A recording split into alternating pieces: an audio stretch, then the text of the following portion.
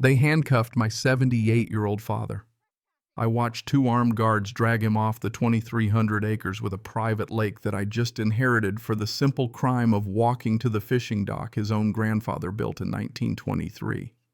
Dad's lived here all his life.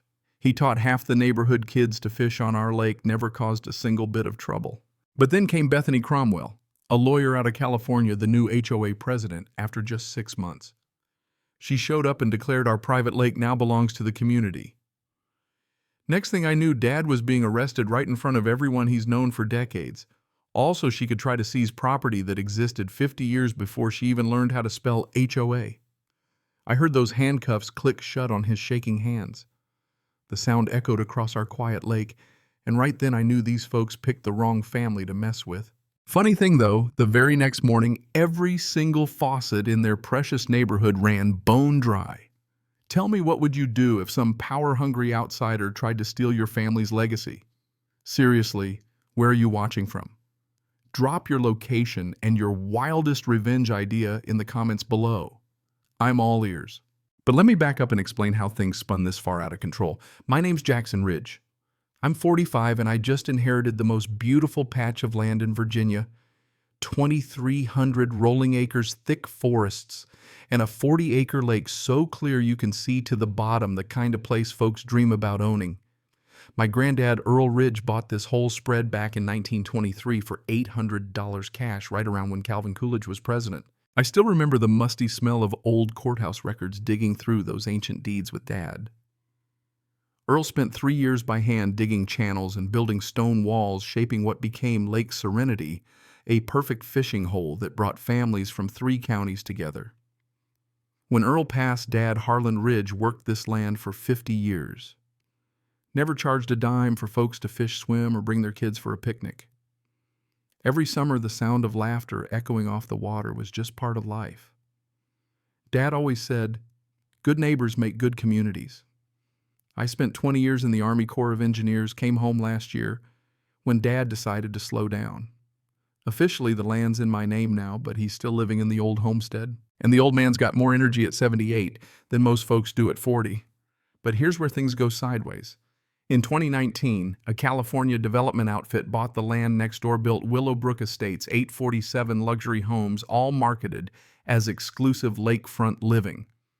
You want to guess which lake they used in the brochure photos? Ours, of course. Promised all those new residents recreational access? Sure. Things were quiet for 4 years. Then 6 months ago, there's this HOA election. Suddenly, Bethany Cromwell's running the show.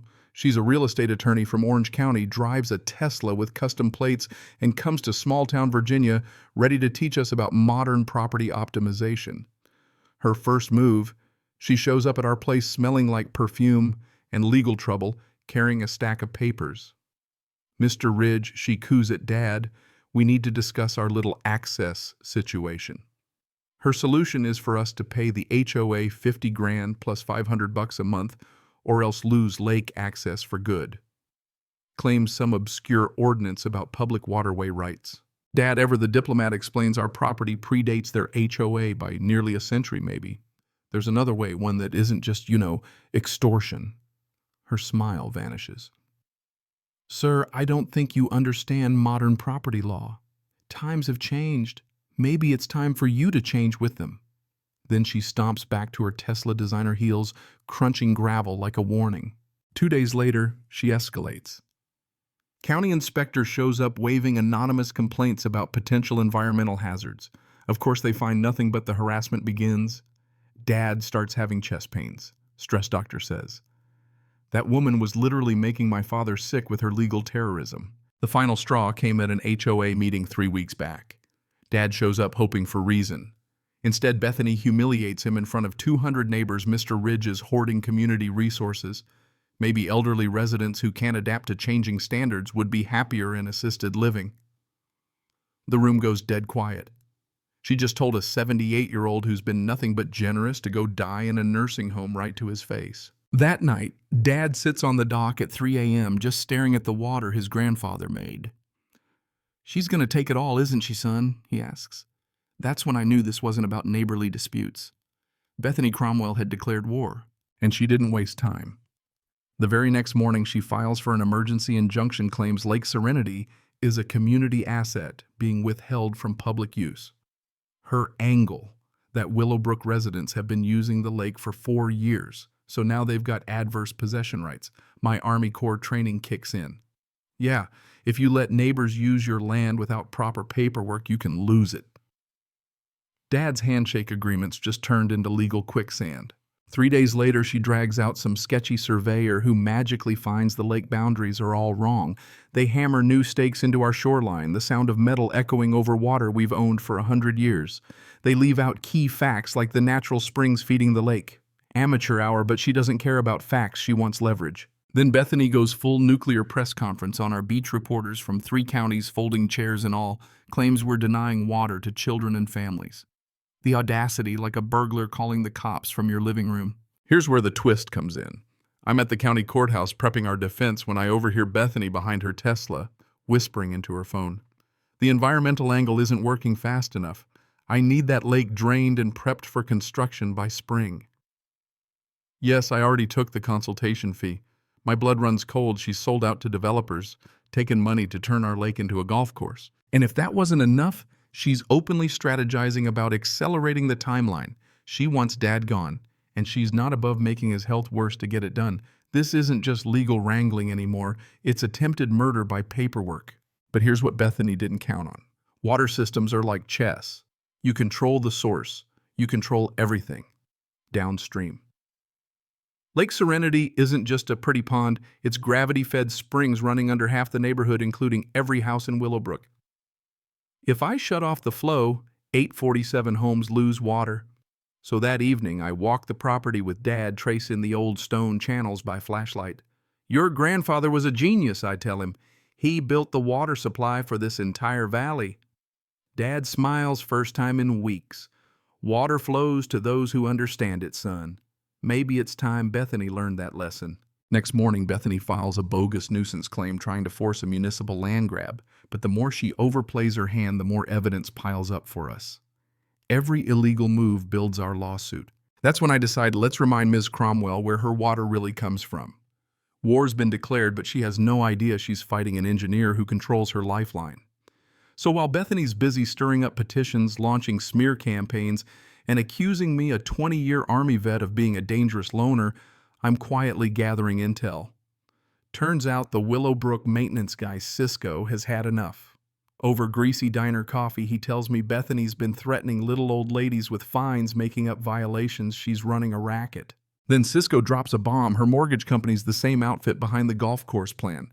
I start seeing the pattern. This isn't about lake access. It's a shakedown with a law degree. Meanwhile, Bethany ramps up with a city council presentation straight out of propaganda school. PowerPoint's ominous red arrows, photoshopped hazards. But while she's putting on a show, the County Water Authority quietly opens their own investigation thanks to a certain someone tipping them off with detailed documentation. Suddenly neighbors start peeling away from Bethany's cult. Martha, Bill, Sarah, they want their community back. Turns out fear only works if you never let folks talk to each other. For the first time, I'm not fighting alone. Bethany's next move is a fake EPA complaint, claims our century-old water system's a regional hazard. She even stages a media circus, has her consultant dump oil near our lake to frame us. But I catch it all on camera, right down to the receipt sticking out of his pocket. Dr. Martinez, a real water expert, steps in and blows the whole scam open. Oil's fresh planted. Lake Serenity's cleaner than city water. Local news retracts the story. Bethany's consultant. Turns out he's just her lawn guy in a lab coat. After that, the community wakes up fast. Martha holds meetings. Cisco gathers receipts. Turns out Bethany's been embezzling nearly $200,000. Folks rally, veterans roll in. The whole dangerous veteran angle that backfires hard. By now she's desperate. Files a restraining order against Dad, tries to exile him from his own lake. But while I'm sorting his papers, I stumble across a hidden envelope, Grandpa Earl's emergency use only note. Inside, a water rights easement from 1923, ironclad, giving us permanent control of the springs. Here's the kicker, Grandpa even hid a master valve behind an old oak tree designed to redirect the entire water flow. We don't just own Lake Serenity, we control the whole region's water. And with that kind of power, the moral lesson hits me hard. Real power isn't just what you can do, It's knowing when not to do it. Dad says, sometimes evil needs consequences. That's what separates justice from revenge. He's right. So we prep. Cameras go up. I bring in Marcus Webb, a civil rights attorney who specializes in smashing crooked HOAs. Cisco becomes our inside man. Dr. Martinez documents our water quality. Meanwhile, Bethany spirals files more bogus lawsuits, hires private security to intimidate us, sends flyers painting me as a terrorist, calls Adult Protective Services, weaponizes every agency she can. But it's all unraveling. Sarah Kim starts a recall petition, 300 signatures enough to trigger Bethany's removal. She fires back with lawsuits for defamation, tries to bankrupt everyone fighting her, but she underestimates the brotherhood. Veterans pour in from all over. Colonel Morrison, my old CO, shows up in his truck. Heard you were having trouble with a local warlord. Thought you might need backup. With the big showdown set, Bethany makes her last play, tries to have me arrested, accuses us of terrorism, even calls in the FBI. But the evidence is all on our side. The FBI agent, after seeing her proof, tells Bethany filing false federal reports is a felony. That taste of vindication sweeter than Dad's apple pie. Her final move, sabotage. Hires contractors to drain Lake Serenity, trying to destroy what she can't have. But I catch him red-handed just in time. And then comes the night of the community meeting. 250 people pack the center, news cameras rolling. Bethany, dressed to the nines, rolls out blueprints for a golf course, makes her big speech about ending a selfish family stranglehold. But I walk up, hand the county attorney our 1923 deed, and read out the water rights.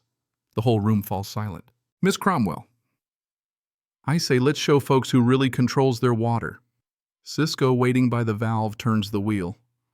Every faucet in Willowbrook dries up just like that.